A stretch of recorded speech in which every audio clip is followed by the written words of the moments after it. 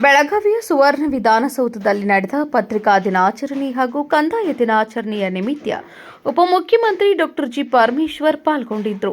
ಕಾರ್ಯಕ್ರಮದಲ್ಲಿ ಪಾಲ್ಗೊಂಡು ಅವರು ಮಾಧ್ಯಮ ಪ್ರತಿನಿಧಿಗಳಿಗೆ ಮೀಡಿಯಾ ಕಿಟ್ ವಿತರಿಸಿ ನಂತರ ಮಾಧ್ಯಮಗೋಷ್ಠಿ ಉದ್ದೇಶಿಸಿ ಮಾತನಾಡಿ 7 ಜಿಲ್ಲೆಗಳ ವಿಭಾಗ ಮಟ್ಟದ ಸಮಸ್ಯೆಗಳ ಬಗ್ಗೆ ಸಭೆ ಮಾಡ್ತೇನೆ ಎಂದು ಮಾಹಿತಿ ನೀಡಿದರು. ಮಳೆ ಕಡಿಮೆ ಆಗಿರುವ ಹಿನ್ನೆಲೆ ಕುಡಿಯುವ ನೀರಿನ ಸಮಸ್ಯೆ, ಜನರಿಗೆ ಉದ್ಯೋಗ ಒದಗಿಸುವ ಸಮಸ್ಯೆ, ಬೆಳೆಗಳು ನಾಶದ ಸಮಸ್ಯೆಗೆ ಕುರಿತು ಚರ್ಚಿಸುತ್ತೇನೆ.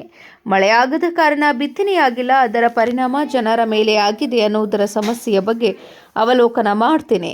ಬೆಳಗಾವಿ ಜಿಲ್ಲೆಯಲ್ಲಿ ಬರದ ಛಾಯೆ ಕಾಣಿಸುತ್ತಿದೆ.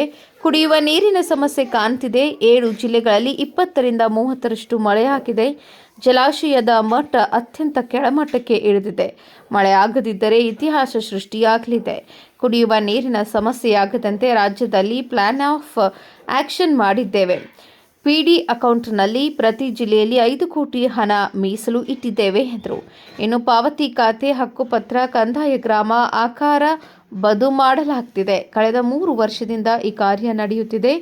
ಟೈಮ್ಲೈನ್ ಪ್ರಕಾರ ಕೆಲಸ ಮಾಡ್ತೀವಿ ಎಂದು ಹೇಳಿದರು.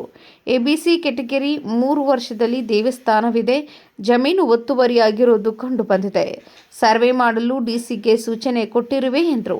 ಹೆಚ್ಚು ಜನರು ಹೋಗುವ ದೇವಸ್ಥಾನ A ಕೆಟಗರಿ ಎಂದು ಗುರುತು ಮಾಡಲಾಗಿದೆ. ದೇವಸ್ಥಾನಕ್ಕೆ ಬರೋರಿಗೆ ತೊಂದರೆ ಆಗದಂತೆ ಮಾಸ್ಟರ್ಸ್ ಪ್ಲಾನ್ ಮಾಡಲು ಸೂಚನೆ ಕೊಟ್ಟಿದ್ದೇನೆ.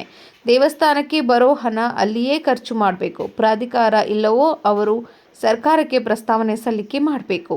ದೇವಸ್ಥಾನದಲ್ಲಿನ ಹಣ ಯಾವುದೇ ಕಾರಣಕ್ಕೂ ಪೋಲಾಗೋದಕ್ಕೆ ನಾವು ಬಿಡುವುದಿಲ್ಲ. ಅಯೋಧ್ಯೆಯಲ್ಲಿ ಆಗಿರೋ ಘಟನೆ ನಮಗೆ ಎಚ್ಚರಿಕೆ ಗಂಟೆಯಾಗಿದೆ.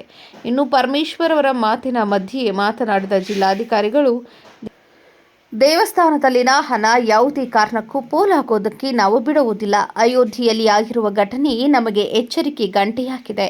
ಇನ್ನು ಪರಮೇಶ್ವರ್ ಅವರ ಮಾತಿನ ಮಧ್ಯೆ ಮಾತನಾಡಿದ ಜಿಲ್ಲಾಧಿಕಾರಿಗಳು, ದೇವಸ್ಥಾನದಲ್ಲಿ ಅವ್ಯವಹಾರವಾಗದಂತೆ ಸ್ಟ್ಯಾಂಡರ್ಡ್ ಆಪರೇಟಿವ್ ಕಮಿಟಿ ರಚನೆ ಮಾಡ್ತೀವಿ ಎಂದು DC ಹೇಳಿದರು.